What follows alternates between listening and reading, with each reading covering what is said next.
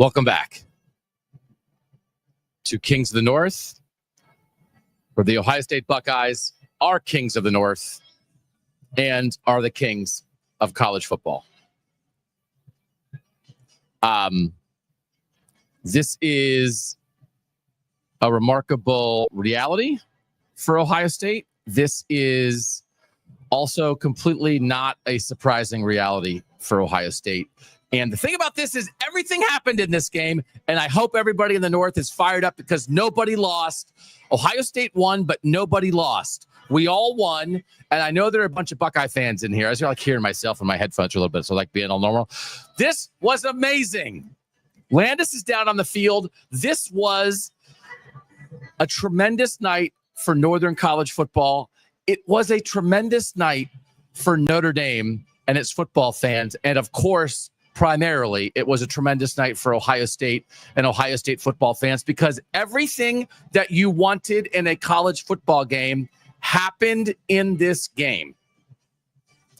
Ohio State started out being Ohio State, scoring early, 3 dominant touchdown drives early.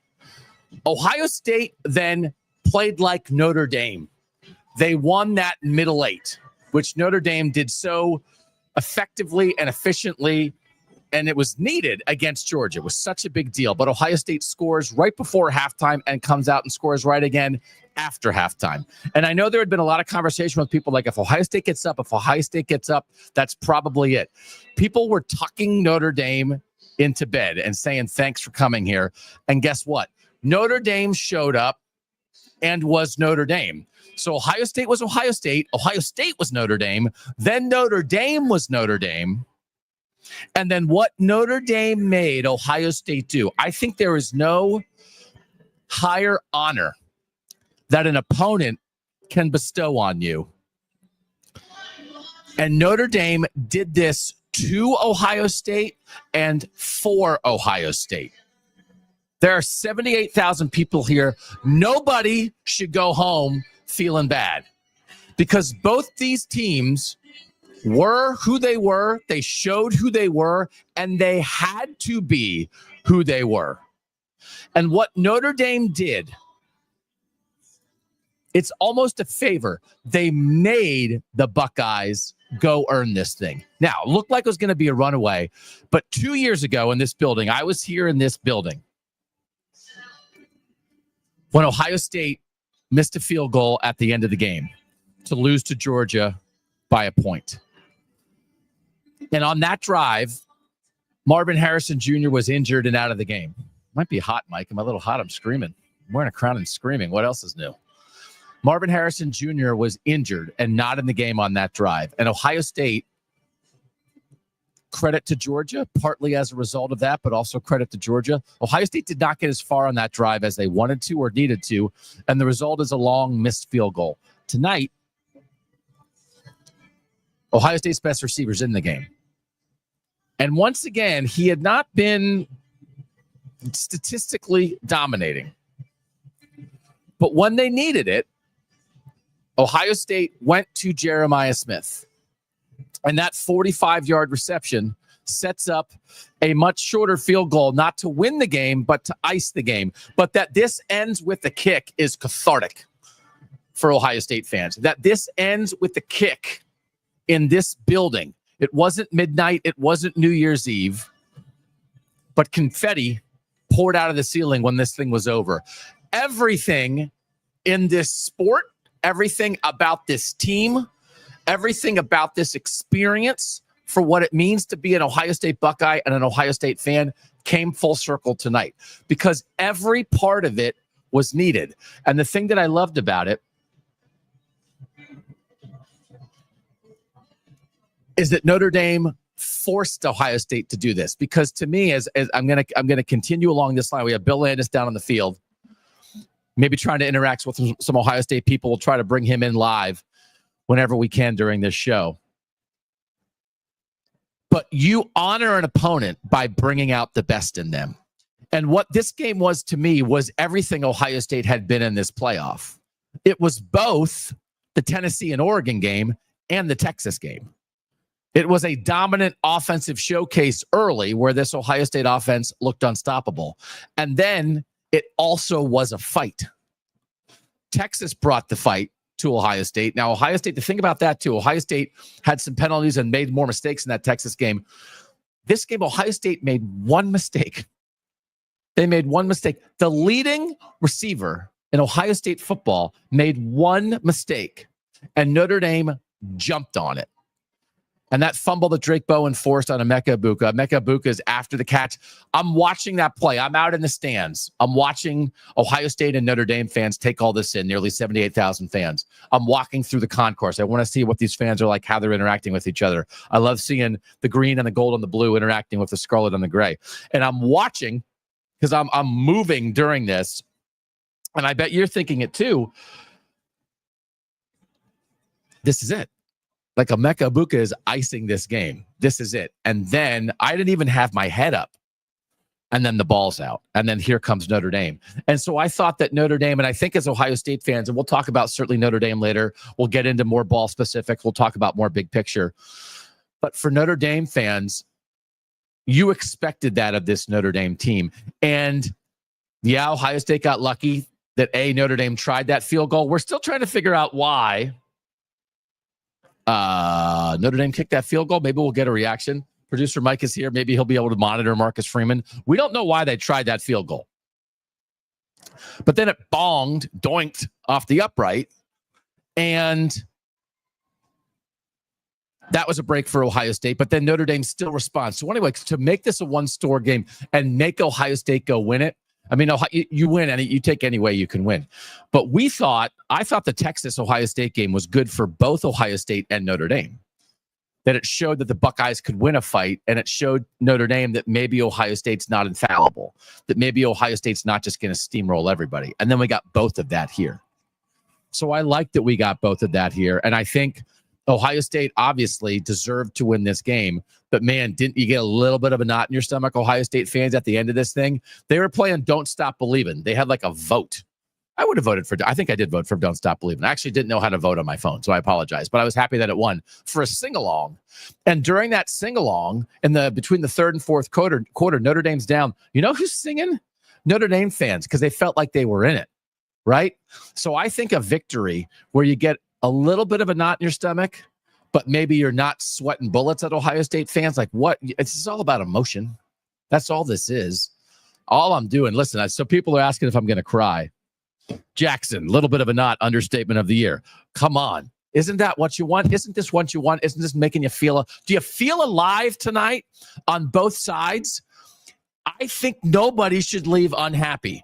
I think nobody here should be unhappy. Proud, excited, grateful for an amazing college football season.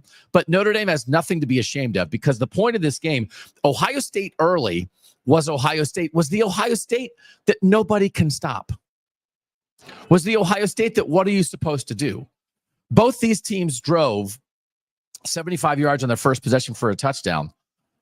The rest of the half, Notre Dame gained 3 yards. The rest of the half, Ohio State gained 156. And that feels like it's going to be a blowout. And then you say it comes down to a one-score game and Jackson Sandy has a knot in his stomach. Also, as Manny standing here, the South can suck it. I was out with the people. We'll use it on the Tuesday show. Some people know the cram it thing. Other people said, I said like the South can, and someone said suck it. And it's like, we'll take it. It's a synonym. I went in a guy's Georgia tent on the way to the game. He was a very pleasant fellow, but it was nice to see them miserable. It was nice to see them miserable. I know you guys want Landis. He's down there trying to wrangle Buckeyes. An amazing night for the North, but I like the way it played out. So I thought, this game was everything. It was both the Tennessee-Oregon kind of Ohio State, because here's the thing. When Ohio State 2 years ago in this building lost to Georgia, they didn't build a cushion like this, right? They allowed Georgia and Stetson Bennett to be in a situation for a late drive to go ahead. Here, they built enough of a cushion by being that kind of dominant Ohio State. Who's supposed to stop that? I don't think that's an indictment of the Notre Dame defense that Ohio State scored touchdowns on its first 3 drives. I think that is an acknowledgement of the Ohio State offensive firepower. And I think in this game, Our pool party gaming guys are in here saying congrats to the KOTN Bold Madness pool winners. We certainly say that.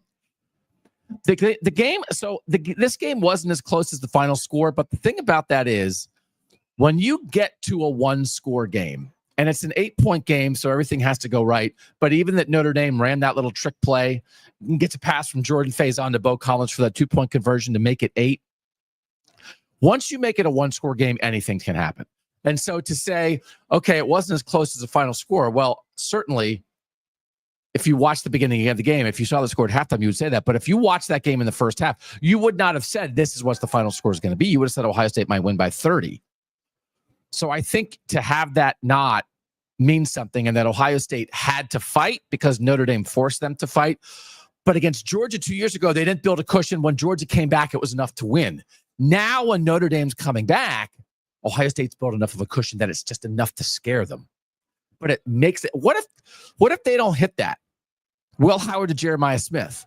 What if that throws a foot too far? What if the freshman gets nervous when the ball's in the air? What if the lights get in his eyes? What if something goes wrong there? Then it's on. So to say it's not as close as the final score, the ball was in the air to a true freshman, 45 yards down the field. And if he does not catch that ball, and if Will Howard does not put it in a spot where it needs to be, Notre Dame and Riley Leonard and this team that never gives up is going to be in a position to drive to tie. That's a real game. You want a name for it? How about, can we go? I was trying my best. Maybe people have better names. Holy freshman. Because that it's like a holy Buckeye play on that from 2002. But also whenever you watch Jeremiah Smith, you kind of say holy freshman. So yeah, Brian's telling everybody to like this video. So that's great. So I thought this was both the Texas game and the Oregon and Tennessee games for Ohio State. Other things in play here. This is this Ohio State team that is built on these returning seniors, but they had to be supplemented. So there's a lot of people there's so many storylines here, but the idea that Quinshon Judkins, the transfer, scores 3 touchdowns in this game. So the Ohio State touchdowns in this game are all scored by people who were not on the team last year. Will Howard throws 2. They are to Jeremiah Smith and to Quinshon Judkins, and Quinshon Judkins runs into. So there is a heart of this team. There is a backbone of this team. There is a foundation of this team that is built on these returning seniors who stayed. And I know there were points in the season when people were, getting upset if you thought, Ohio State bought his team. All that stuff is crazy. This is the way the world works. And Ohio State built and retained a championship level roster. That was a credit to Michigan last year. It's a credit to Ohio State this year. But they had to supplement. So to see this and see as good as Travion Henderson is, you needed Quinshon Judkins in this game. 11 carries, 100 yards, 2 touchdowns. Obviously, a bunch on that big 70-yard run. You needed Will Howard in this game, the offensive MVP. Where would they be without Will Howard? Where would Notre Dame be without Riley Leonard? But to supplement that, where would Ohio State be without Caleb Downs? Will Kazmarek had a great safety blitz pickup on a play in the middle of the game when Ohio State, I think, got a nice throw out to Emeka Egbuka. And where would they be without Jeremiah Smith? So to think about Will Howard, Quinshon Judkins, Jeremiah Smith, and Caleb Downs, not here last year. And now they're national champions. But if they come to a team that doesn't have this foundation, then they're not. So that is another part of this. This game is everything. It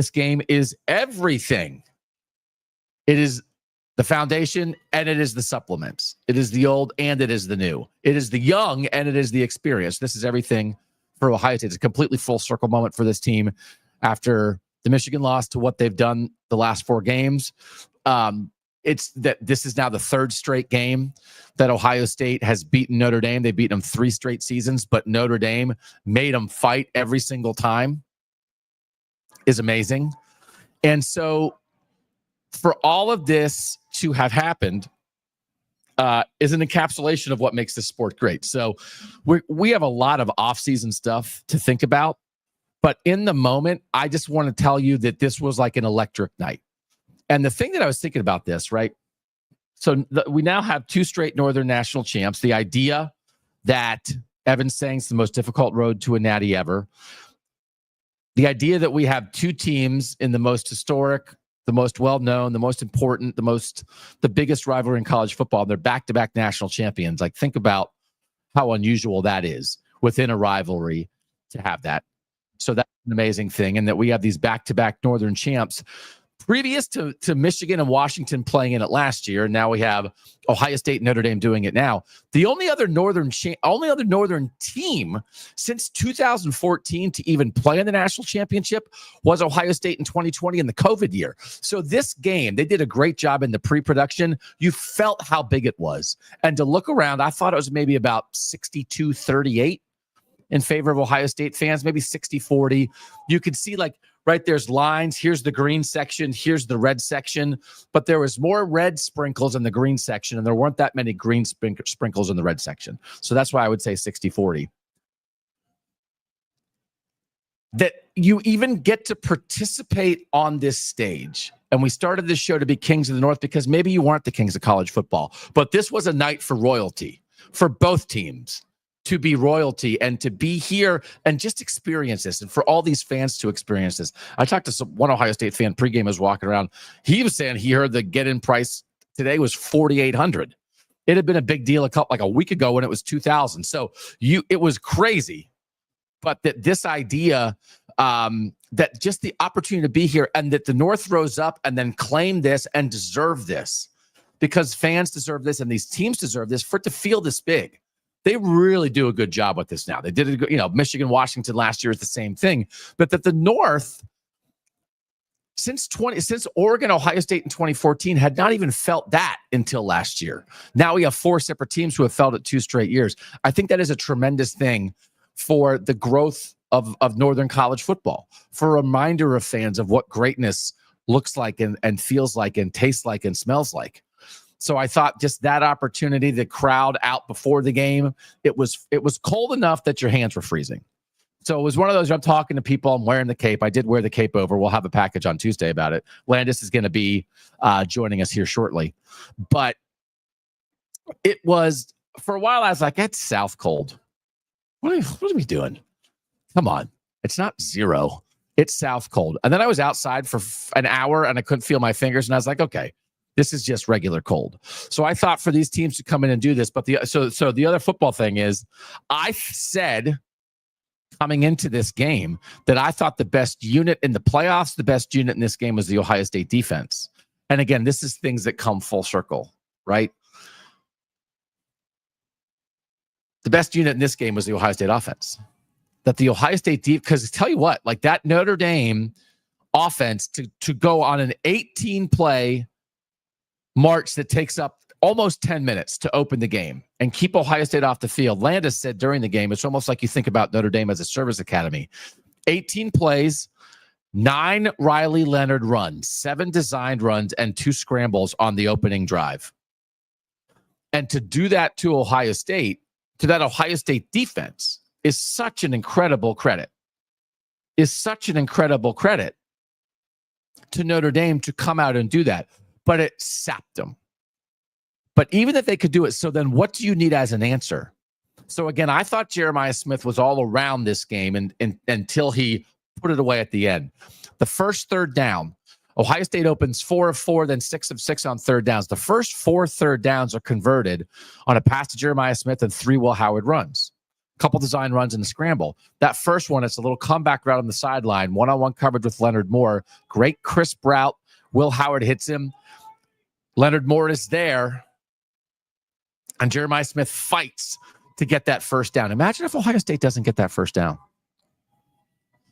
So I know like he didn't have 7, didn't have 12 catches for 170 yards. But if Ohio State doesn't get that first down on a drive that they eventually match Notre Dame's score, the entire momentum of this game, and what do they do on that first throw, and that first third down throws, they go to the freshman. So I was watching Ryan Day through the binoculars at times. And after the Quinshon Judkins touchdown catch, Ryan Day, might have been the second touchdown. When Jeremiah Smith came off the field, Ryan Day, he walked past Ryan Day, and then Ryan Day stopped him and went over to him, and he talked into the ear hole of his helmet, and then he patted him on the side of the helmet. And obviously, I'm not reading lips from the upper deck, but what I imagined is that Ryan Day was saying, "Great job. Keep doing what you're doing. Your time will come." And I would love to ask Ryan Day, and I will someday, what he said to Jeremiah Smith in that moment. But his time did come. Can we bring in, are we ready to bring in Philly Billy? Can you hear me down there live on the field? I can hear you, kind of. Can you hear me? I can hear you loud and clear. What is the Beautiful. scene? What's the scene like it down there? It's what you would expect. It's madness. I'm actually looking. So there's this banner going across the bottom of the stadium here, just as college football playoffs. Somebody took a red marker and just wrote in all capital letters, "Ryan Day is the head coach of the Ohio State Buckeyes." Oh, just writing facts? Just writing facts. We're graffitiing the stadium and writing facts. It was awesome. A lot of tears, as you might imagine. People doing, snow angels in confetti. I saw a really cool moment as I was just walking down. I happened to be standing next to Ohio State offensive line coach Justin Fry, and around this massive people just booking it came his wife, and I think he has 3 kids just sprinting at him, and they all really jumped into his arms simultaneously. So there was a lot of that down here. Larry Johnson with his family, guys been doing this forever. Seeing Ryan Day's family kind of teary-eyed watching them lift the trophy at the podium. So a lot of emotions. Very cool to see all the excitement and tears and jubilation that you would imagine. What did you think of the way people want to talk ball with Philly Billy? What did you think of the way this game evolved, and was there a point where you thought it was over? It was interesting how it evolved because Will Howard was on fire in the first half, and Riley Leonard was missing a lot of open throws. And then in the second half of the game, Will Howard, I think there was a point where, he was 3 of 7 or 3 of 8 or something like that, and Riley Leonard started making a lot of throws. So I thought the quarterbacks kind of traded blows in that way. I thought that when that field goal doinked there in the fourth quarter, that was probably it. Obviously, there were some opportunities there that the game wasn't quite over. Yeah. At that point, but it did get uneasy. I think I really did think Notre Dame might have had a shot to push this thing to overtime if they were able to score that last touchdown and get a 2-point conversion. But then I thought kicking that field goal was sort of an odd decision in the moment, and then when it didn't go in, I was like, okay, Ohio State's probably got this thing in hand. Yeah, I'll be curious. Maybe producer Mike might be able to monitor it. We just don't know what the thinking was there, because the opportunity there is you're down 2 scores, and if you make a field goal, you're still down 2 scores. Right. And 2 touchdowns even. You're down 2 touchdowns, you're still down 2 touchdowns. So all you're doing is giving yourself a little wiggle room on 2-point conversions, but there's only 9:54 left in the game, and you need to take advantage of your opportunities more than you need a little bit of wiggle room. But the bottom line is Notre Dame fought in a way that I don't think anybody who's watched Notre Dame this season was surprised by, but Ohio State was so dominant early that it certainly felt like it could have been another Tennessee or Oregon game. Yeah, Ohio State scored the first 5 times it had the ball. One of those ended up being a field goal. That did feel like a moment there where Notre Dame went for that fake punt, which again was an odd decision. Didn't get it, and Ohio State was on a short field. And if they score there, I think it's 35-7, and I think Ohio State's going to start partying in the third quarter of that game. And instead they have to settle for a field goal and just kind of left it in the balance a little bit. But Notre Dame did fight. To your credit, you said the other day, I think that, there was a sentiment that if Ohio State got up 14-0 and scored on those first couple of possessions, that this game might be over. And it did feel like it was tilting that way. And Ohio State came out in the second half and scored again rather emphatically. But Notre Dame hung and kept fighting. But then I thought, Ohio State responded too, right? A lot of this talk has been about Notre Dame's resiliency, and I thought Ohio State showed a little bit when this game got a little sweaty at the end, especially a kid like Jaden Fielding, their field goal kicker, who's had a couple of moments I know he'd like back this year. He ends up icing the game there with not a chip shot field goal. If he misses that, things get at least mildly interesting. So, both teams showed some grittiness. Notre Dame and coming back, and Ohio State and staving it off, and I think we saw kind of the things that defined both of these teams' season too in the course of 4 quarters. Producer Mike, you can join us in here. You have Marcus Freeman's response about why he chose to kick that field goal.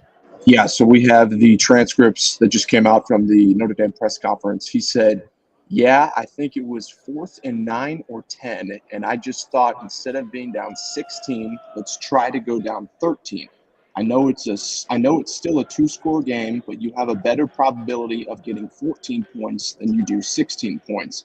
If it was a shorter 4th and goal situation, I probably would have gone for it, but I just felt 4th and 9 was not a great chance for us to make it, and decided to kick it, and we did not make it. He is analytically leaned. Thank you very much, Mike, for that update. I would not be shocked, Landis, if there were some analytics in there that the percentages that he was told in the moment or that he knows about 4th and 9 are so low that he thought, okay, even though now we still have to score 2 touchdowns with less than 10 minutes left, that's still a better percentage of trying to make this and then have to have the 2-point conversions. I don't know. Like he doesn't take that kind of stuff lightly. I don't think he's a gut guy on that stuff. No, I don't think so either.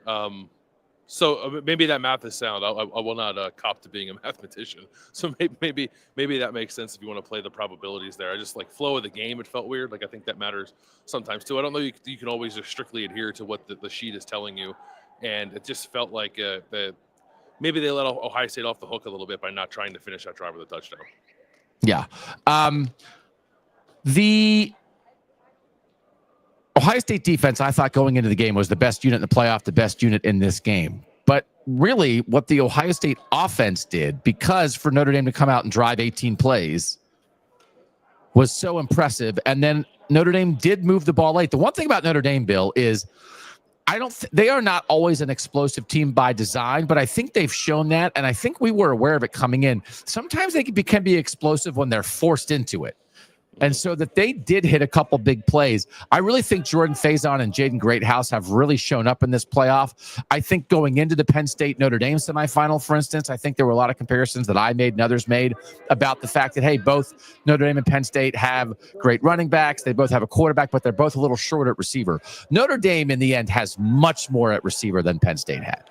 And I think that Greathouse showed that in this game. And that's like a great step for Notre Dame. They kind of only did it because Ohio State got that lead, but when pushed, they did it.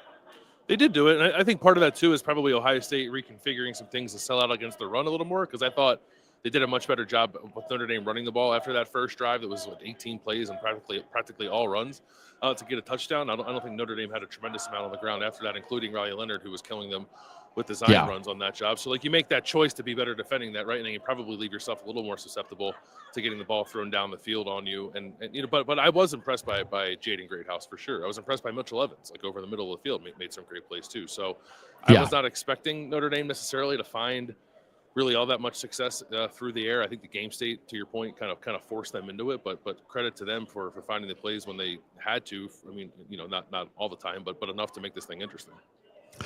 So my overall point is, if I thought the Ohio State defense was going to be the unit of the game, I think the Ohio State offense was the unit of the game. And the way Will Howard played and the way they got that lead, because they gave themselves all this breathing room, that then when Notre Dame came for them, they had a huge cushion to play with. And if they had not dominated and scored the first 5 times they touched the ball, 4 of them touchdowns, if they had just one sloppy drive in there, then when Notre Dame comes, you're in much more danger. But I thought, especially early, obviously, the Ohio State offense against a good Notre Dame defense was awesome. It was awesome. Like, this to me felt a little bit, you know, I guess, like not dissimilar from the Cotton Bowl, where I actually thought Ohio State's offense moved it fine on its first couple of drives. It just started, you know, self-inflicted wounds kind of kept them from finishing drives. In this game, they didn't really have many of those, especially on the first few drives as they built that lead up. I would agree with you that the Ohio State offense was the unit that I think looked best in this game. And Will Howard played incredible, made some awesome throws. His legs were a real factor. Like, in a game where we knew that Riley Leonard's legs were going to be a factor, Will Howard's were much more of a factor than I thought they would be, especially scrambling and extending some plays. That touchdown pass where he scrambled out to his right, like some defenders toward him, and then like kind of threw a sidearm or across his body to a wide open Quinshon Judkins in the end zone. Like, that's playmaking, man. That's like Ohio State was missing that at quarterback last year, and frankly, like even before then, like it just didn't have maybe a style of quarterback who would do something like that. Like CJ Stroud, I guess, was doing some of that stuff here in 2022 when they played in this building, but I think that, like, you know, the guts to kind of play that way, and then the skill set obviously to do it too, is what Ohio State was hoping to get out of Will Howard this year, and he gave it to him on the national championship stage, and they ran the ball well. Receivers made big plays. I thought there were some really like key extra effort blocks in this game for Ohio State, some physical running out of Quinshon Judkins on the touchdown run. So they were checking a lot of boxes and moving the ball rather efficiently, even if it wasn't always that explosively, although there were some pretty explosive plays in there too against a very good Notre Dame defense. Let me see what this one says. James says the South can cram it. That's a good comment. A lot of Turkey Bass and others, Bill, talking about the Ohio State offensive line. How many times Will Howard was sacked? He was sacked twice, but they weren't huge sacks. They were only for 13 yards. You know, they were more kind of like he's trying to escape and got tripped up. It wasn't like, oh, you know, I dropped back to pass and I got blindsided and practically lost the ball. I definitely saw a moment after when I was watching Ryan Day through binoculars after a touchdown. After the Quinshon Judkins, the scramble that you talked about in the pass to Quinshon Judkins, when Will Howard came to the sideline, Ryan Day gave him a two-handed shove, like in a friendly way. And then when Donovan Jackson came to the sideline, Ryan Day just like pointed at him like that. And what Donovan Jackson has done since the middle of the season, being moved from left guard to left tackle, but everybody on that offensive line, what did you think of the way the Buckeyes played up front today? Yeah, I would say good enough. Again, right? That's all Ohio State needed in this playoff run was be good enough against some very good defensive fronts. Give Will Howard time, find a way to run the ball efficiently. Like there were a lot of probably like 2-yard runs in this game for Ohio State. There weren't a lot of negative runs that I can recall. I don't know what the Notre Dame finished with tackles for loss wise, like 5 maybe. Was 5. Yeah. Yes. So like it wasn't. I think the thing you worry about when you have an offensive line that's gone through the transition that Ohio State has, and frankly Notre Dame's, is just too many runs that get you way off schedule. And granted, like 2 yards on first down is that, but negative plays are a killer. Obviously, sacks are a killer. I thought those guys did a great job of avoiding those. I think Ohio State did a good job throughout this entire playoff of keeping a tight end in or getting some nice pass protection from running backs when they needed it to help out that offensive line. But, you know, aside from one play where I thought like Josh Fryer like really just kind of whiffed. I think it was against RJ Oben in the first half. Like I don't know that there was anything particularly alarming I saw about Ohio State's offensive line in this game or throughout the playoff. Like I really thought it was going to be their Achilles heel in this thing. And it definitely wasn't. Like, so credit to those guys for figuring out, credit to Justin Fry, who I mentioned earlier, for putting a good plan together for those guys. And obviously, I've talked about the Notre Dame offensive line a ton. I thought Charles Jagusaw, especially early, like came ready. Like I didn't think like he first started left tackle. But the whole point is both these teams had really potentially devastating offensive line injuries. Ohio State lost his 2 best guys, and they didn't let it stop them. Mm-hmm. And a lot of comments, you know, certainly there have been criticisms hurled at Justin Fry, mostly around recruiting for Ohio State's offensive line. But with the guys they have and what they were forced into, it's a primary part of your job as an offensive line coach to anticipate injuries and be ready to handle them. But incredible credit because they handled them. Yeah, I likewise thought Jagusaw played well. That first drive from Notre Dame's offensive line was awesome. Some of those short yardage situations. Like I said this at a point during the game, like, and I think I've said it throughout the year. Like there's a quality about Notre Dame that like reminds you of a service academy. That if you're going to give them 3rd and 3 or better, or 4th and 3 or better, they're going to rock off the ball and they're going to go get that first down. And that's exactly what they did on that opening drive. And then you know, penalties got them on one drive, and I think Ohio State's defense generally did a better job of being more successful on 1st and 2nd down there. But I thought, you know, especially like Notre Dame's offensive line, because Ohio State's defensive line had just been playing with its hair on fire all year.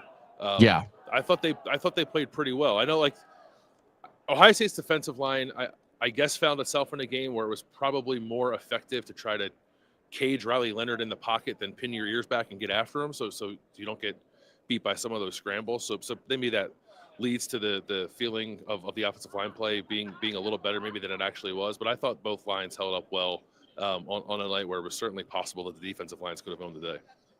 Seeing a little bit of celebration. Seek in the chat is saying Ohio State got a holding call called. One of the but I was louder saying cheers. One of the louder cheers Yeah. you heard all night was when Ohio State got that flag for holding. I saw like some reporter like tweeted that hey, it's the first one and whatever, and somebody was like, that's great research. It's like, it's not research. Everybody in the country knows that this has become a stat, that there has not been a holding call on Ohio State opponent in a long time. But I thought that play was so interesting because it happened. Cody Simon blitzed up the middle, and this is what I was curious about in this game. If Ohio State blitzed, if and when they did, and I didn't feel like they blitzed a ton. Did you feel like how much did you think Ohio State blitzed today? Yeah, not a whole lot. Yeah, I don't even recall seeing much in the way of those simulated pressures either, where they drop linemen out. I thought they played it pretty straight up. Yeah, but on that play, Cody Simon blitzed up the middle.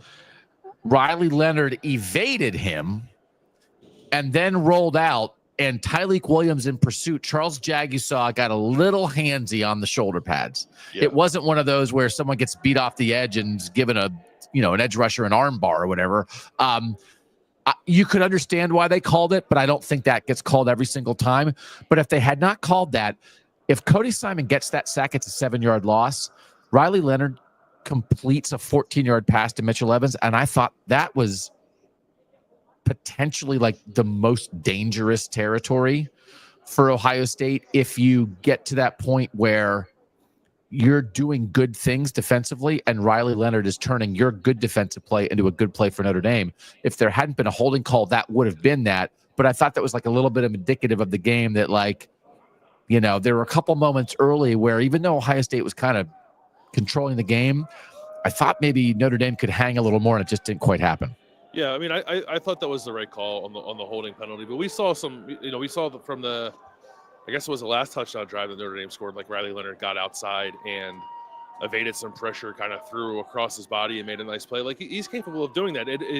He is one of those quarterbacks that I think is actually far more comfortable doing stuff like that than he is standing in the pocket and trying to throw to open receivers, because he missed a whole lot of open receivers early in this game for Notre Dame. Maybe that changes the complexion of this a little bit too. So, like, I thought Ohio State's defense did a nice job of making him uncomfortable, and he like did a nice job of kind of spinning that in his favor. But if you look back, like, play to play, who won that battle, maybe I'd call it a stalemate, but I think Ohio State will take a stalemate in that sense. You look so good in a field of confetti. Yeah, I got some confetti in my back pocket. Yeah. I got a whole pocket full of confetti. Have you seen? That's been like a thing. I get random things in my Instagram feed, and there was one where it was like some kid like carries around a pocket full of confetti in case there's an emergency surprise and he's ready to go. So a pocket full of confetti could be good for you. Do you think should I roam a little bit, or should I stay stationary? So producer Mike is coming down to wrangle and attempt to wrangle maybe some guys to you. Okay. But if you want to go to other spots on the field to show us what it looks like down there and give us more of the northern vibes, we are also down for that. So okay, I'm gonna move a little bit, and I apologize, for like shoddy camera work. I am one man, but I'm on the opposite end of the field from where Ohio State's players are gonna come out. So I'm gonna move down that way a little bit. There was in the stands as I was walking over to set up my camera shot who yelled "Kings of the North" to me. So shout out to that guy. Oh, for real? And then a member of the Ohio State band said, "I can't wait to listen to the show on my way home." Oh, everybody was met lots of people before the game. They were all lovely, great northern vibes. I just thought it was such a great celebration. I really thought, like, it was funny. When I stopped by this guy in the Georgia tent on the way here, I asked him, like, if he's going to watch the game or not. And he said he was going to, but I was almost a little surprised by that because, like, what do you think? Here's what I hope happened. And it's not my primary concern, even though I do tell him to cram it a lot. I hope the South watched this and was impressed. Because the other thing that would have happened, and it's like, listen, we talk about them enough, that if Ohio State just would have, like, blown Notre Dame's doors off, it would have been like, well, and everybody, like, I thought again, I just like it when in any college football situation, when you play a high level game, when two good teams play each other, you play a high level game. I thought Ohio State, Oregon in the regular season this year was a high level game. I thought Penn State Notre Dame in a semifinal wasn't perfect, but it was a high-level game. And I thought sometimes when the best teams in the SEC played each other during this regular season, it was not high level. I thought Georgia Alabama was weird. It was like two different games.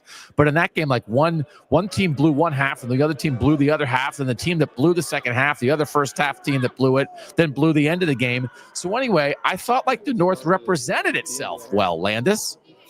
I thought so too. Yeah, I think. I didn't think it was going to be a blowout.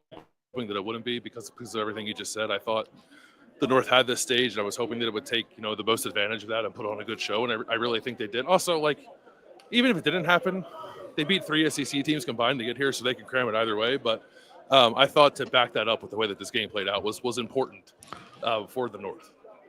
So I also was thinking about this. It is so different. This is why I don't really think any player or coach or fan for Notre Dame should leave this game feeling anything but proud.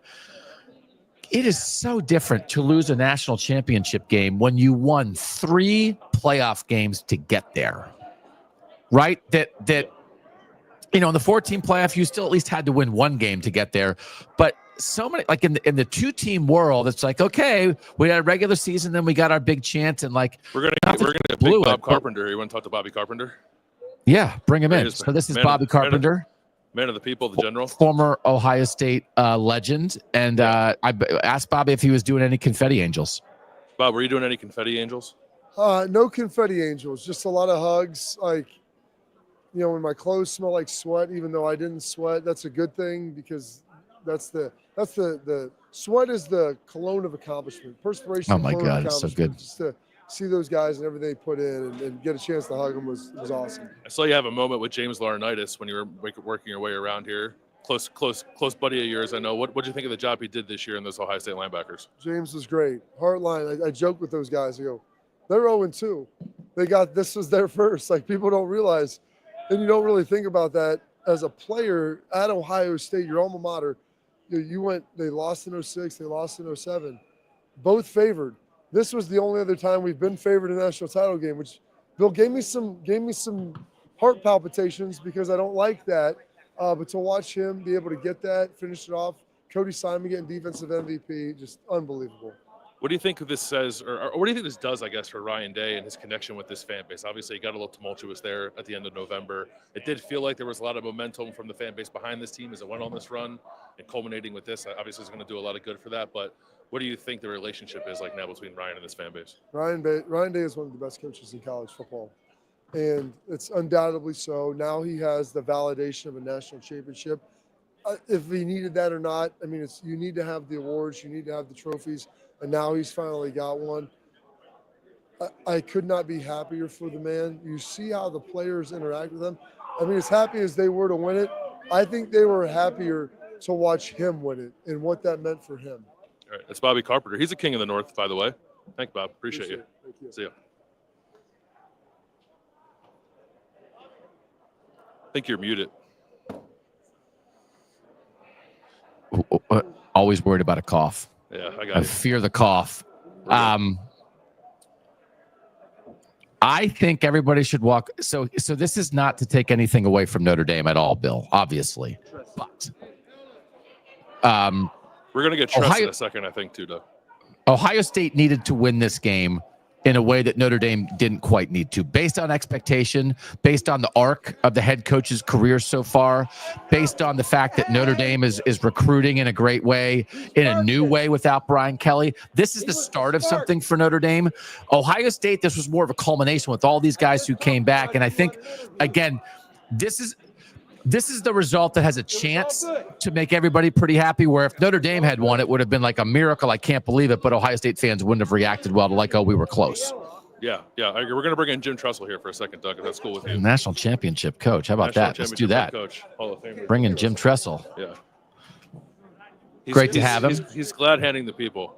2002 national champion. And I think to ask him what it does for your life when you win a national championship, Bill, fantastic. He became too important, and he has left. No more Jim Tressel. Okay. I did cover him for 7 years. That's okay. But he did walk in front of the camera. People got to see him. Yeah, we saw the side of it. We saw his ear. Yeah. Tress' ear, everybody. If you're here on YouTube, if you're on the podcast listening, you're not going to hear his ear go by. You know what his ears look like. Yeah. You asked Bobby that question. How do you think this changes Ryan Day's standing in college football and his relationship, more importantly, his relationship to Ohio State fans?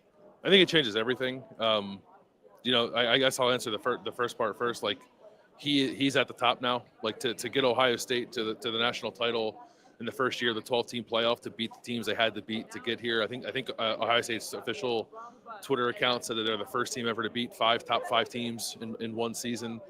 That was, I guess, the knock on him this year is like, can he win those games? He's done it, and not only did he do it, he did it on the biggest stage you could possibly do it. Like, there's still the Michigan thing lingering out there, but you can't say anymore about Ryan Day that he doesn't win big games. And now he is in the echelon of the active coaches that have a national championship trophy. So he's very much at the top of the sport that way. And then I think with the fan base, it probably changes everything too, right? That their relationship was frayed is probably a polite way to put it. And I know some of the episodes within that were quite ugly for Ryan Day and his family. His family was actually up on the stage with him too, which was kind of cool to see them in the background as they got to hoist the trophy. So I think a lot of healing probably happened here tonight.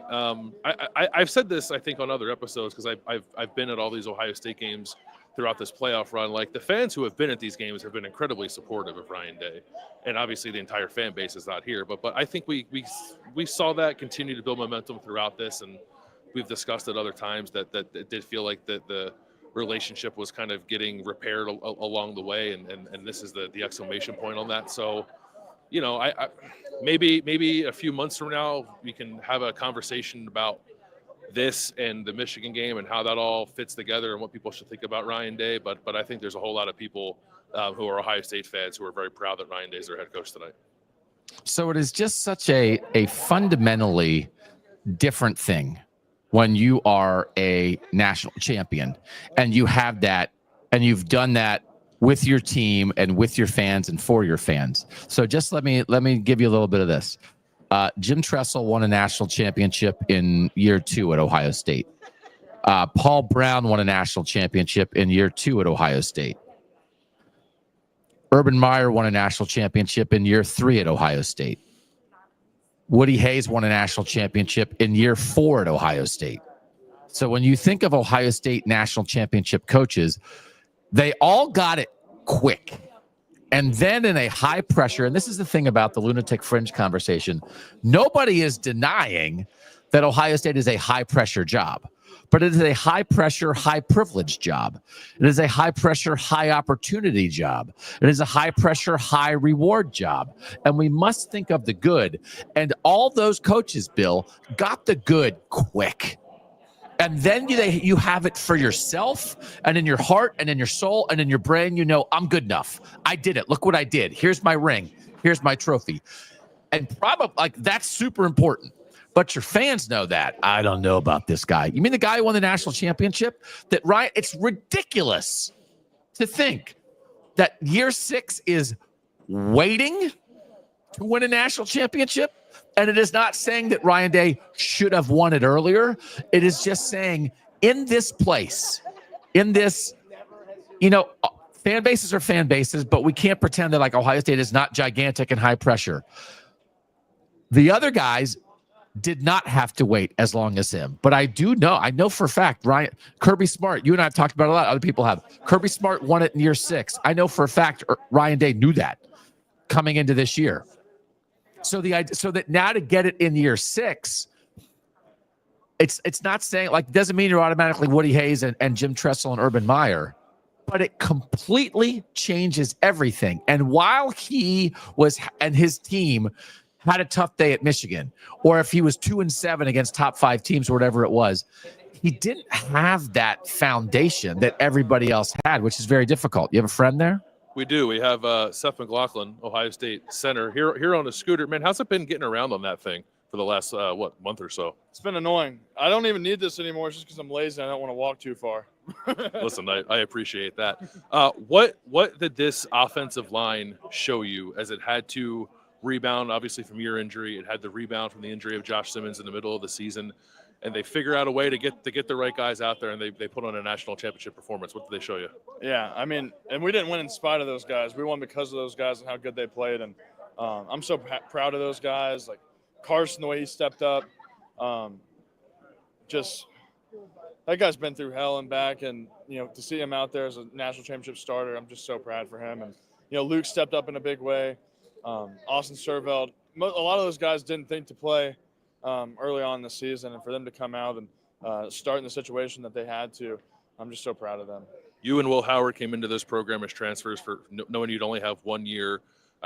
I'm sure you're very happy, but on some level, you're probably a little disappointed you weren't able to play. But what did this journey, or what was this journey like for you, I guess, like to arrive when you did, especially off the season you had last year at Alabama, which ended in disappointment too, like to be on a championship ride and end your college career with a national championship ring? Yeah, when I came here, I didn't know the stories of all those guys deciding to come back. I knew that they were coming back. I didn't know what they'd been through. But just being here for a year and getting to be around those guys, it's just so inspiring what they did. That's going to be rare in college football, to come back, forego the draft to do this. And I'm so happy it paid off for them. And I'm just so proud and so happy just to be a small part of that. All right, Seth McLaughlin, go ahead and scoot out of here. Don't let him go. Don't let him go. Don't let him go. What do you got? What do you got? Seth, He can't hear you. You got to pass it through me. Mike Kadick is in the chat, and he says, "What's up?" Oh, Indiana Center Mike Kadick is in the chat of the show, and he says, "What's up?" You got a message for Mike? What's up, man? Good to see you. He says, "What's up?" Back. All right. Center Brotherhood. All right. Center Brotherhood. Congratulations. Right. Thanks, man. Appreciate it. Thank you. Oh, he's got a cigar. He's got a little stogie. Yeah, he does. It's out. Look at that. Don't tell the cigar guy it's not. Don't tell the security guy it's not out. It's out. It's out. It's not lit. burning. It's out. Burning. Don't worry about it. All right. Thanks, Seth. And that's how Bill Landis got Ohio State's award-winning center booted from the national championship game. Whoops. I'm not a narc. I'm sorry. So that idea, Bill, that this was more Ohio State's the type of program. A lot of the top programs are like this. There's no such thing as a year you aim for. There's no such thing as a peak. You have a chance to win it every single year. But obviously, Ohio State's going to lose a lot of people off this roster with everybody that stayed. This was their moment in a way that, and listen, Notre Dame's going to lose some keys guys too, but I think it was Ohio State's moment in the way that it wasn't for Notre Dame in the same way. And I think it's very relatable to the 2020 national championship with Nick Saban and arguably his best Alabama team. Ryan Day's been here before. Yeah. But it goes on the list of like, oh, Ryan Day doesn't win big games. But that didn't hang around Ryan Day's neck like, oh, man, I can't believe he didn't beat Alabama in the national championship game. This is not going to hang around Marcus Freeman's neck like, oh, man, I can't believe he didn't beat Ohio State in the national championship game. But if Ryan Day and Ohio State had not won, it would have. And so I just think like this is the expected and just the way to make everybody feel pretty good about this year.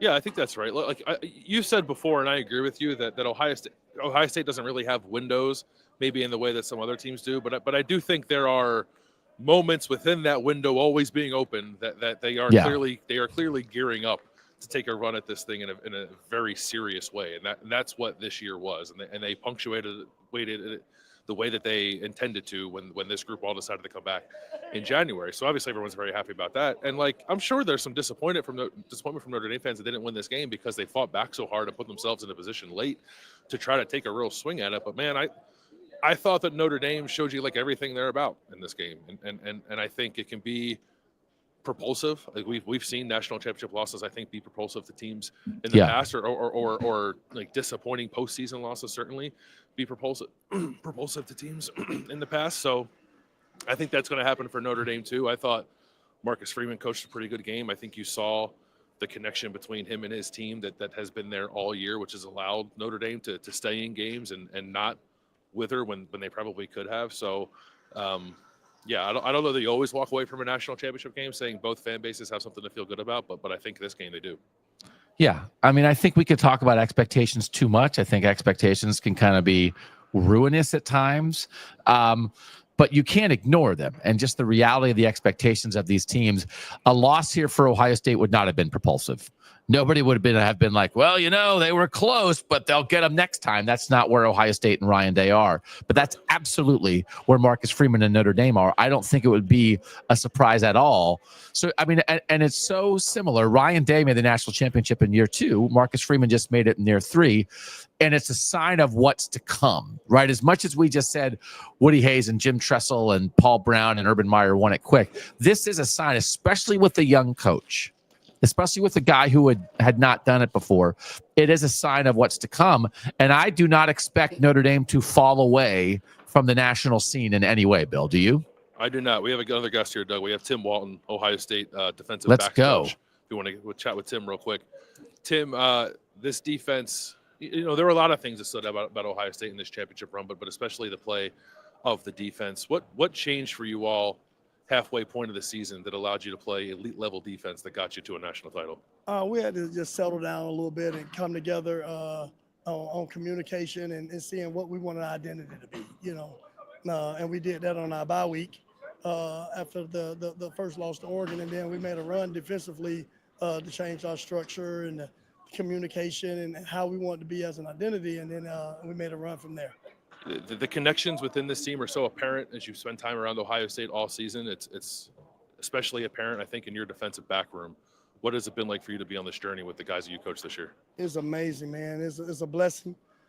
We have a very close group of guys. We call ourselves BIA, the best in America.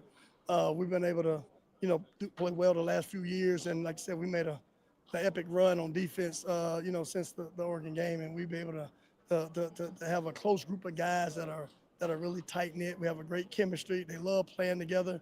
We have a great culture, a great brotherhood, and I'm blessed to get a chance to be the coach. We have a lot of great players, and they know how to overcome adversity. And to bring the championship home is amazing. You're a Buckeye. I'm sure when you came back to Ohio State, you had visions of helping the team get to this level.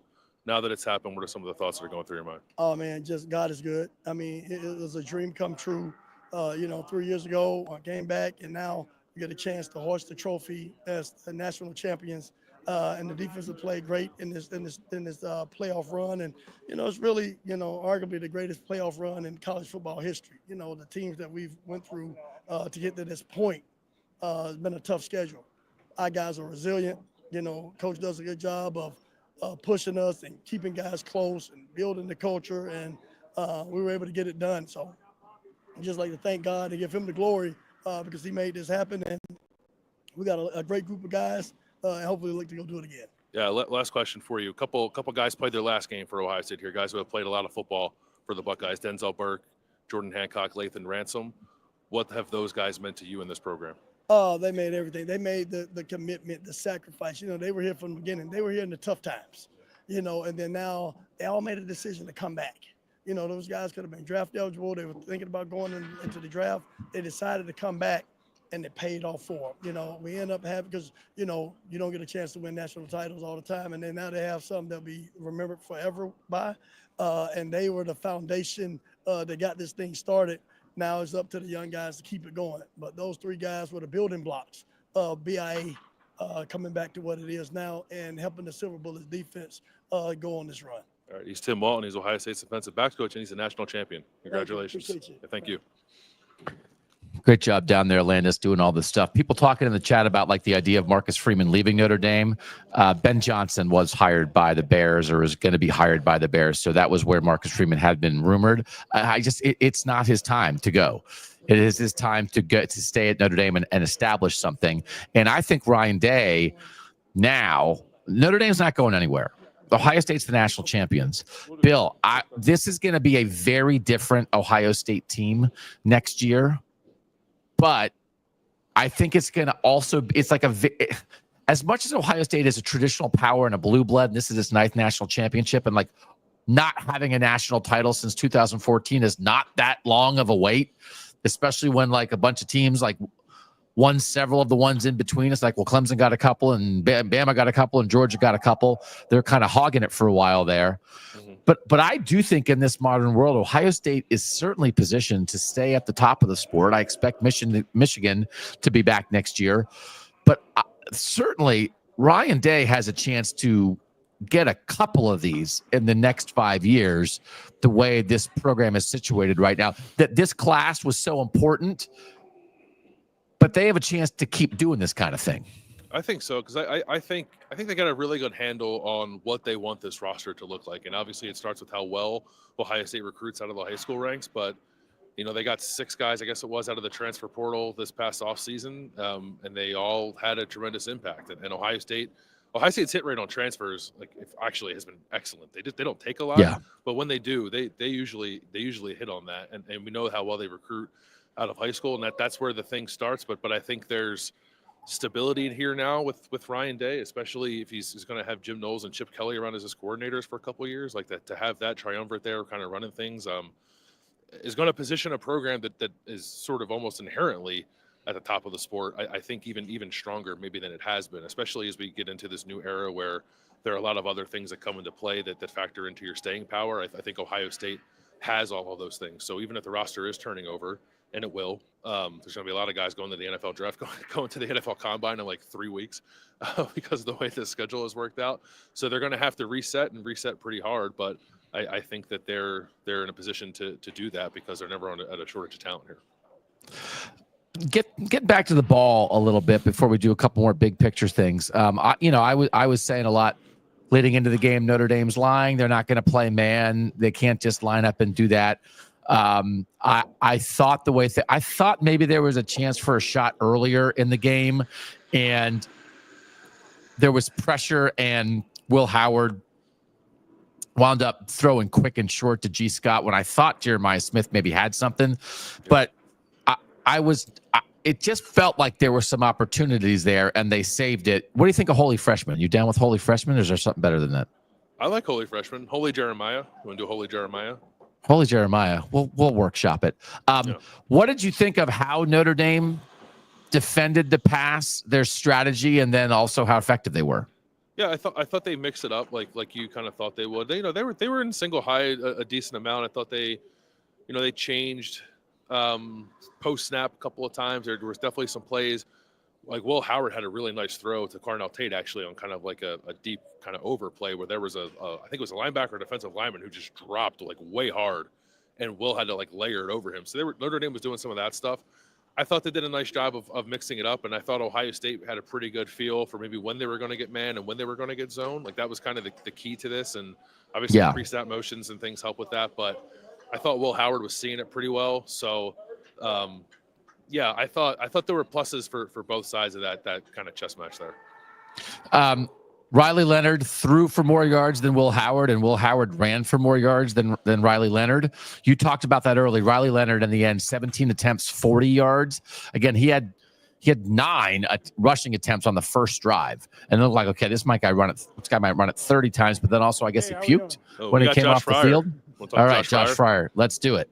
Josh Fryer, you're draped in an Ohio against the world flag. You're a national champion. How's it feel, my man?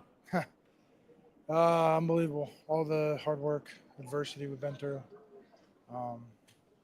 It's amazing. It's amazing. We got Donovan Jackson too. Right here. Hey, can I say something to you, Josh, without it being offensive? I think Donovan Jackson was the MVP for the Buckeyes this year. Can I say that? You can say that because I totally agree with you. I think this guy right here going from being an All-American guard to All-American tackle, I think, in my opinion, it just goes to show what Ohio State's all about and what Donovan Jackson's all about. And for the NFL teams out there looking for a guy who like that, that's your guy right there. How are we celebrating tonight? I'm getting hammered. Josh Fryer's getting hammered. Donovan, how are you celebrating? I will be right there with him getting hammered. I am 22 years old. I can legally do it. All right. How about that? Couple of adults getting hammered, celebrating their national title. We love to see it. That's the kind of inside information that only Bill Landis can bring you. You knew, like, what did you think they were going to say? You knew they were going to say that. Exactly that. By the way, Josh Fryer also smoking a cigar. Yeah. Donovan Jackson, because it's that word valuable. So it's more like you start doing things and it's like, what if he wasn't able to slide to left tackle? What if he had slid out there and it's like, he's a really good guard, but like this is just not his thing. Yeah. I don't, because they just don't have a ton of depth at tackle. They had already gone through one of the depth options who struggled and then got hurt. I honestly don't know what Ohio State would have done. No idea what they would have done. It was, I mean, for him to do it, one is like good job, way to like step up for the team. But then to play so well is just another thing entirely. And he played, I don't know, like I don't think it's too much to say that maybe Donovan Jackson was the best offensive lineman in the college football playoff. And to do it at a position that he didn't come here to play, that he hadn't played prior to whenever that Penn State game was, the November 3rd, I think it was of this year, is just remarkable. And had he not been able to do that, I don't know that Ohio State's here. And maybe that's putting too much on one position, but we all know how important left tackle is. And if you don't have a reliable player there, you just got to change up your entire offense to work around it. Yeah. Ohio State didn't have to do that because of how well Donovan Jackson played. Yeah. The idea that the idea, I was just looking, right? There was this run where Alabama won a national title in 2009, then Auburn won the national title in 2010, and then Alabama won the next two. So like those two, the Iron Bowl won 4 straight national titles, which again is remarkable. That's why Nick Saban is the best ever to do it. It is fascinating to me that Ohio State and Michigan have won the last 2, and I don't even know if there's a question in there, Bill. Is it not crazy that Ohio State and Michigan have won the last 2? It is. As I was standing down here watching Ohio State raise the trophy, that was definitely on my mind a little bit, that those 2 teams that are intertwined forever, and you can't talk about one really without talking about the other, have won the last 2 national championships. And I think they'll be here again soon. I think there will come a time, maybe even when they're going to play for it against each other on this stage, with the way the sport is set up now. So it's crazy that they won it in back-to-back years. I don't know. I think Michigan might be like a year or 2 away from like really rebuilding to get back to that point. And we know that Ohio State was always going to be in that conversation, but heck of a thing for the 2 teams in the game to win back-to-back titles. Yeah. So we were talking a little bit more about the ball specifically. The idea that Riley Leonard ended up throwing for 255, but we had talked a lot. I certainly had talked a lot about the Notre Dame rushing attack and the ability of those 2 backs, Jadarian Price and Jeremiah Love, to be explosive. They combined for 7 carries and 16 yards. Notre Dame as a team, 26 carries for 53 yards. Riley Leonard was their rushing attack. I had a lot of respect for the Notre Dame rushing attack coming in, and then they were physical and moved the ball in 18 plays to open the game, but it was so much of Riley Leonard, and then that was it. There was no run game after that.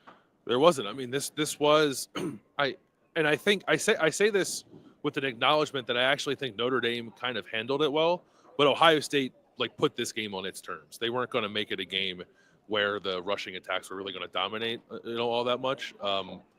And I thought Ohio State's defense, the way they adapted to Riley Leonard specifically running the football, made a huge difference in this game, because it just takes a lot away from what Notre Dame wants to do offensively if that's not a consistent factor. It was interesting. We wondered whether or not they might go to that early, and Notre Dame went to it immediately on a opening drive with 8 designed runs for Riley Leonard on that 18-play drive.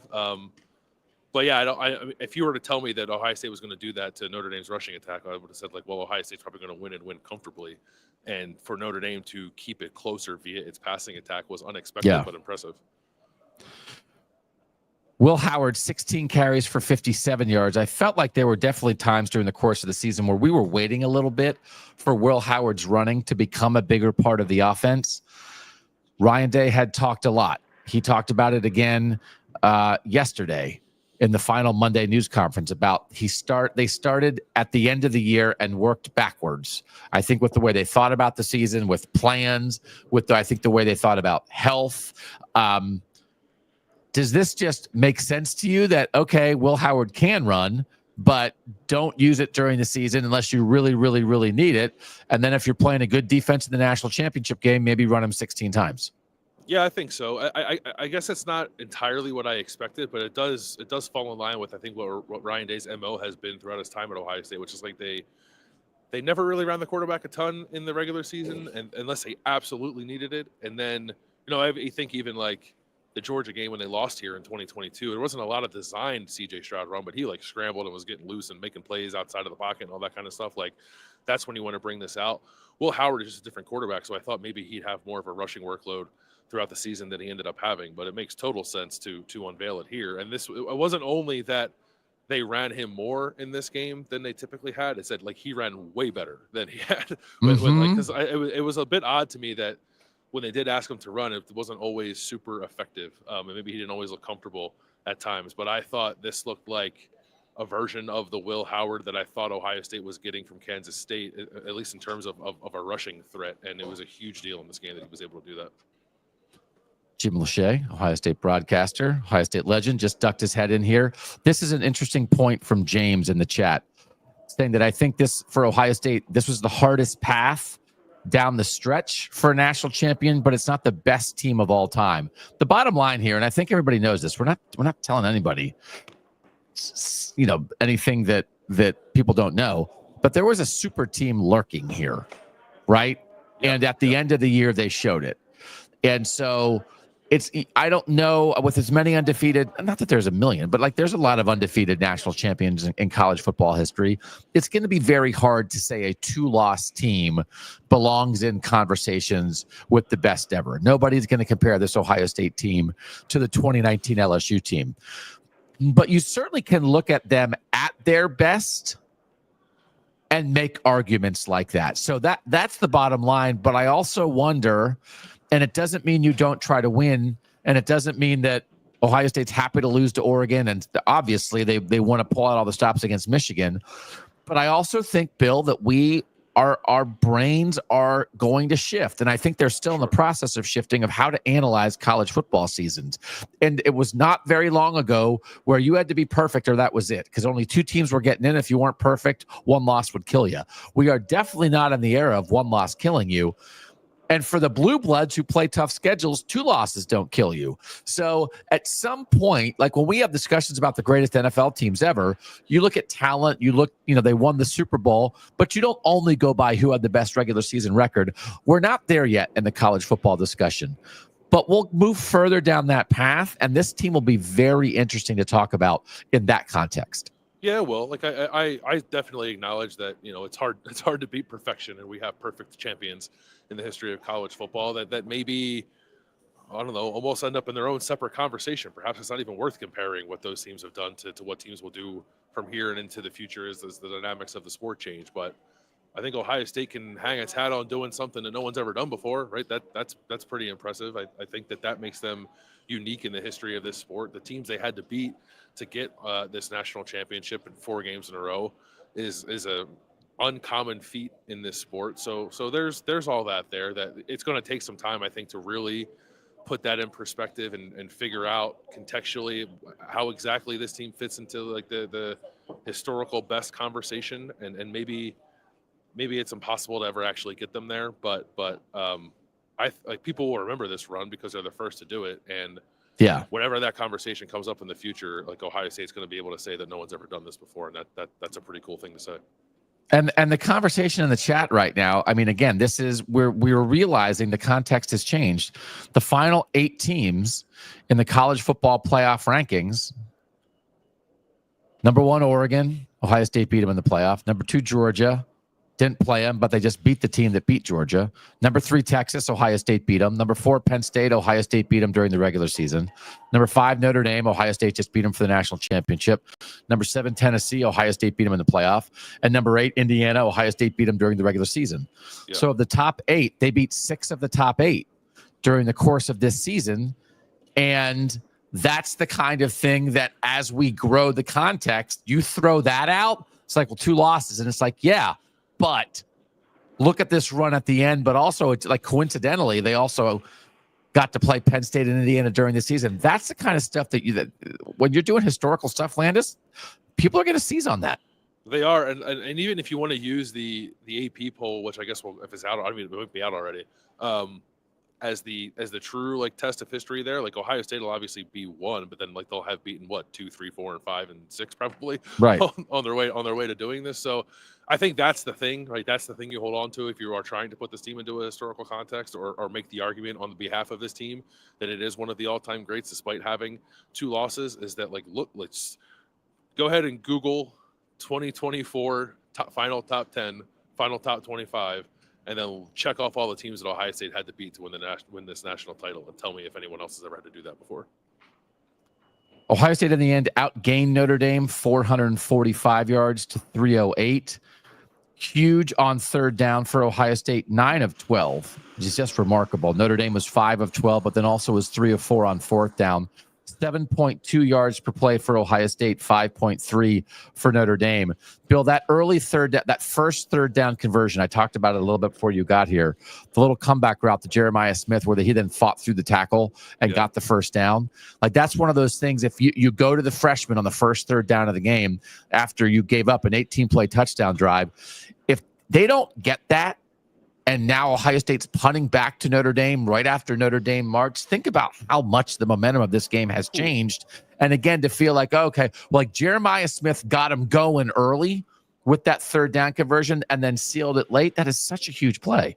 That's a pretty tense moment there, man. If the Ohio State doesn't go down the field and score on that drive.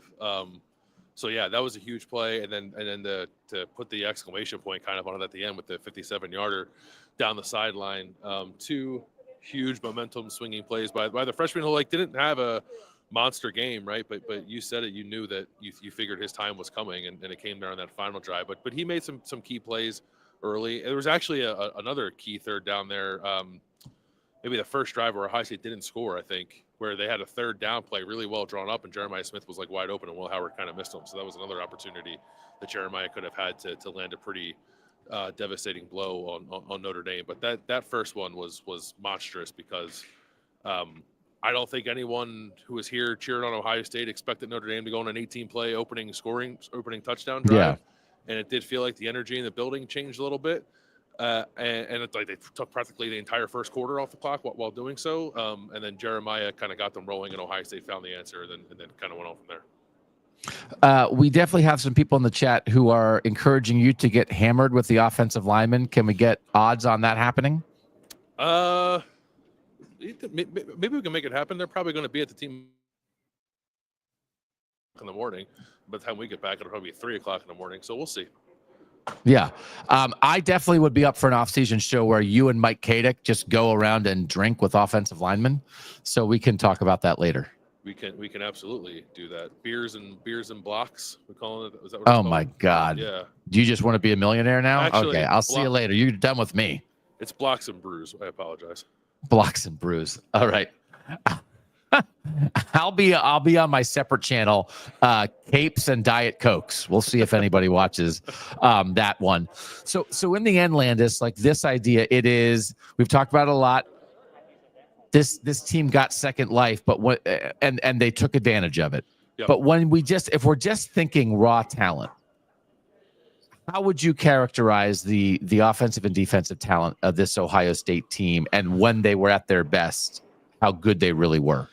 Yeah, I mean it's about as good as I've seen covering Ohio State, at least. You know, it's not the early 2000s Miami Hurricanes, right? I don't think this is going to be a roster that produces like 10 first rounders or something like that, but it's going to produce a lot of like NFL starters. I think I saw like ESPN like had a big board out where like there were, I think, 11 Ohio State players in the top 200 or something like that. Like, okay, there's talent up and down this roster. There's talent on both sides of the ball. I think it will be remembered as one of the more talented teams to win a national title, and because people kind of crowned them that before the season started, right? So I don't know why that would change now that they've actually accomplished their goal. So one through how many guys played, 30 or so, pretty darn talented. Yeah. And this is a team that you and I did both pick to win the national championship at the beginning of the year. And I think obviously that we have a lot of Ohio State fans in the chat. It's not only Ohio State fans. This was, in the end, this team wound up being the team that everybody expected. Yes. And that's part of it too. Again, it really is. It's such a transformational season for the sport.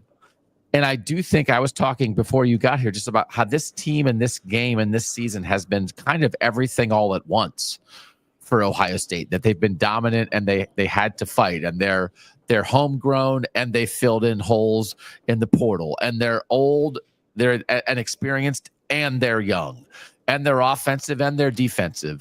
And I think this is a very appropriate team to do this because, and our friend Ari Wasserman is like vigorously making the argument that like there will never be a team as talented as this again, because when you look at that Ohio State superclass, these fourth-year guys, how good that recruiting class was, trying to keep doing that as NIL kind of flattens out recruiting a little bit, and then you also get to keep them.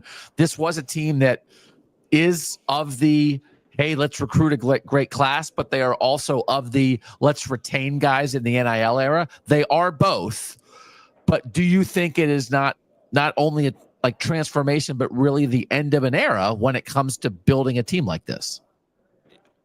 I don't know. I as you were saying that, I almost feel like they're the poster team for the new era of college football because of the balance they have within their roster, and because they were a team that got a second chance in a scenario that's never existed before in the sport, and they won the whole thing, right? So I think I feel like this is more of the start of something than the end of something. Yeah. Somebody's asking in the chat, is Larry Johnson the only coach left from the 2014 Ohio State team? And I think the answer is yes. And it's just so interesting because, I mean, for these guys, right, all these assistant coaches, all these staffers who, and listen, especially the assistant coaches, they're all very highly paid at this point in time, not like the head coach. But, I mean, I do remember very specifically with Larry Johnson in 2014, he'd been at Penn State for so long, and like to win a national championship is just something that, you think maybe it's never going to happen. And for everybody, it's such a big deal for Ryan Day. It's such a big deal for these players. But guys like Tim Walton, who has been around football for a very long time. I mean, a guy like Carlos Loughlin, who just got to Ohio State this year as the running backs coach and helped them win a national championship. You think about how long Jim Knowles has been in the game. You think about the path of Chip Kelly and that he built that Oregon program in this new era and then left, and then they made a national championship game, didn't win it, but made it without him. And now here he is after things maybe not working out in the NFL like he wanted. Like this is a transforming experience for everybody who takes part in it. And this staff, other than Larry Johnson, like this is new for them. And now they're all national champs.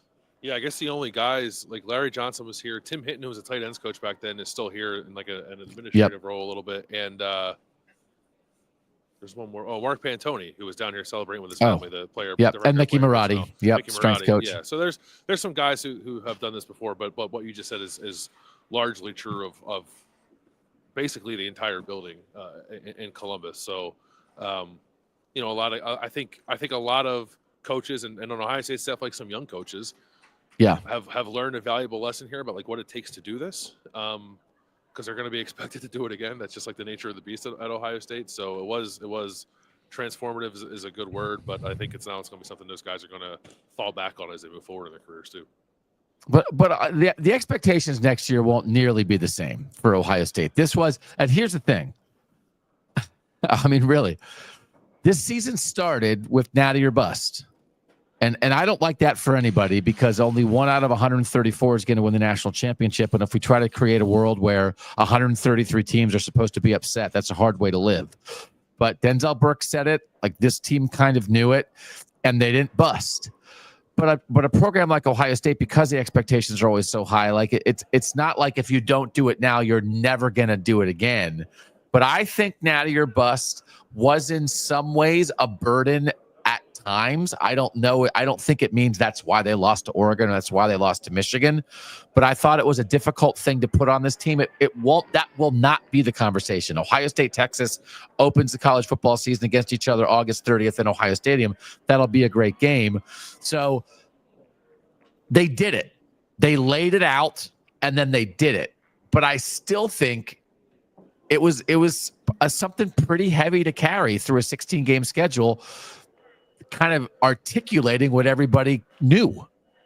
Yeah, I guess you didn't have to do it, right? We all knew what was expected. Like you didn't have to kind of give it more power, I guess, by talking about it as much as Ohio State did. Like on one hand, I guess I respect meeting those expectations kind of head on. I do think there were times throughout the year where that seemed to weigh heavy in the conversation, especially after losses. It's not like neither of Ohio State's losses derailed the season, obviously. So maybe it wasn't weighing quite all that much, but it was always kind of in the back of your mind. Well, like, especially once they got that second loss to Michigan, is this team going to have what it takes to accomplish that goal? Because it would have been one of the ultimate disappointments, I think, had this team like talked the way that it talked in the offseason and then not finished it the way that it just finished it tonight. Yeah. So how are the vibes when you got down on the field? Like, if you can, there's a lot of people who would love to be down on that field. Just take us through again what it was like down there as this stuff was happening. Yeah, it was a madhouse down here. I was actually surprised by the number of people who did not have a credential and were able to get onto the field. And they weren't doing anything crazy. They were just like, there were a couple of lucky Ohio State fans, I guess, who found their way at the right place. It was like they had all the media herded up in the tunnel because we weren't allowed onto the field until 4 minutes after the game had ended. So they let us all like run onto the field as one, and there were like people mixed into that who shouldn't have been mixed into there. And then like I saw some guys like bugging CJ Hicks for a photo, and CJ Hicks like, "Are you supposed to be here?" kind of thing. But it was jubilation city out here. Like what do you expect? Every Ohio State fan who was here watching the game stayed. A lot of them ended up congregating to the section of the stadium here that's on my left, but they were all over this place. There were people like way up top in the 300 level here, far away from the action, who just stayed in their seats and kind of took it all in. Folks down here, they had these field level suites. I think a lot of family was there, so there were players sort of, getting their hat, getting their T-shirt, taking some photos, and like sprinting over to those field level suites to celebrate with their family. Hero Canoe, third-year Ohio State defensive tackle, somehow got into the stands. I looked up at one point, and Hero Canoe was like 6 rows deep, just hanging out with people. And then I think Luke Montgomery, the Ohio State offensive lineman, tried to climb up there too and was having a heck of a time getting his 305-pound body while wearing football pads over the railing to do so. So that he just kind of hopped down back onto the field and I think accepted defeat in that way. So people celebrating with families, kids running around like crazy, people crying, people laughing, people smiling. I think running the gamut of emotions that come when we accomplish a goal like this one. Speaking of crying, I think some people are waiting for me to cry. I'm good, but between the third and fourth quarter, they brought out a Marine who had thrown his body on a grenade in Afghanistan, and that was too much. Yeah, that was like what? That was a moment. Yeah. Heroes, man, like real heroes. Do you think this is truly transformational for the North? Do you think Michigan and Washington started it last year, but that Ohio State, with all this talent, that Notre Dame, a team that is clearly on the rise, will everybody view the sport differently now? Not just us. Are we done? Can we retire? Has like the thing has happened, and now we're just going to be stating the obvious, and we're going to be like the South can cram it, and everyone's going to be like, yeah, I know the South can cram it. Everybody knows the North is good. You don't have to wear a cape. So, I'm curious if people who believe that the SEC is the best conference will continue to maybe try to put a but in front of these things. I think it will be a very difficult but I'm curious if they try. What do you think it's going to be like as we talk about college football now? I think people will try. I think even in some of these early top 25s for next year, Texas and Georgia are pretty high up there ahead of northern teams. I think there a lot of them have Texas and Georgia 1 and 2. So that train's never really going to stop rolling. I think what we have in the North now is pretty convincing data that the sport has changed. Because I don't think this is a 2-year blip.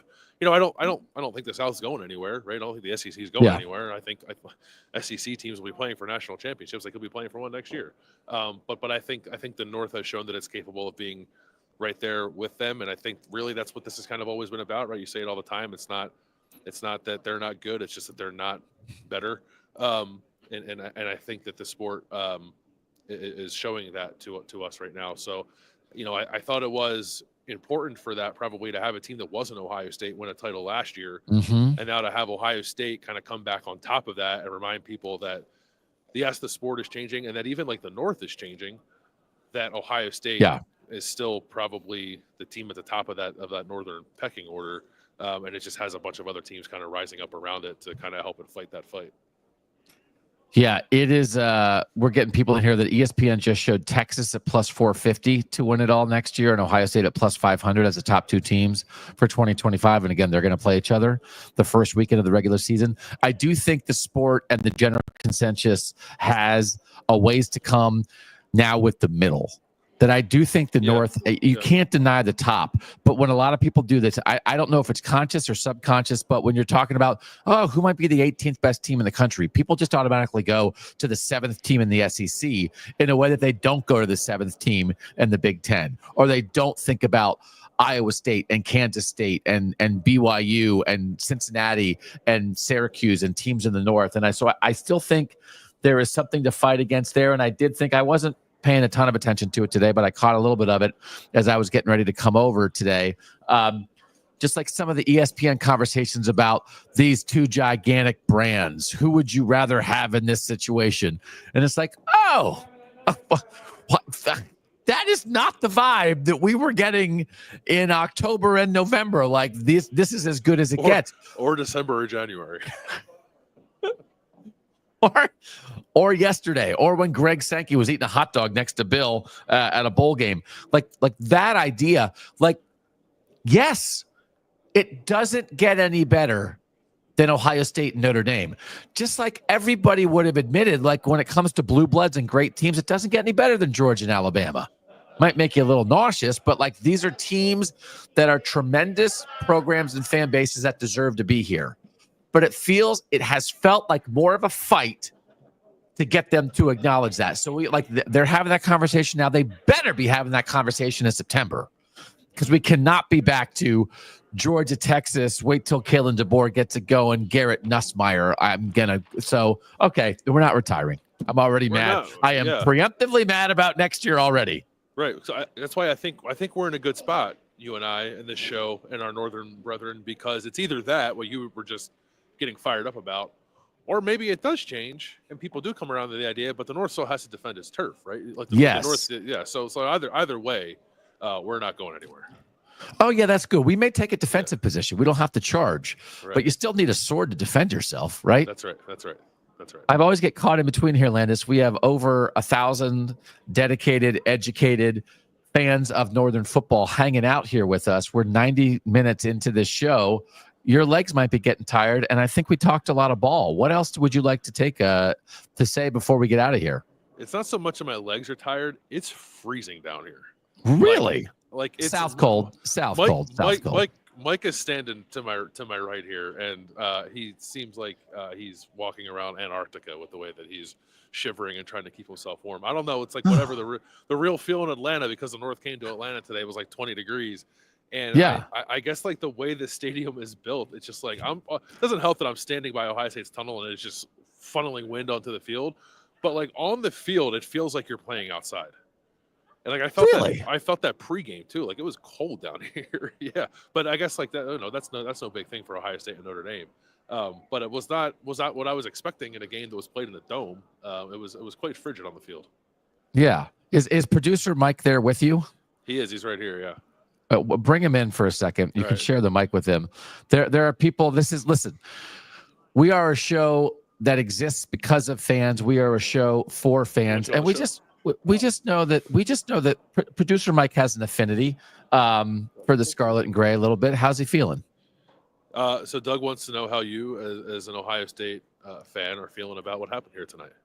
I tell you what, this is probably one of the best experiences I've had in my life, and I thank you guys for it. I thank all of our listeners and watchers to make this possible. But man, I mean, as a kid that was a big Ohio State fan, and 10 years ago I was in high school and watched them my senior year of high school to watch them win a national championship, and then watching in person here, it's surreal. And I mean, crazy.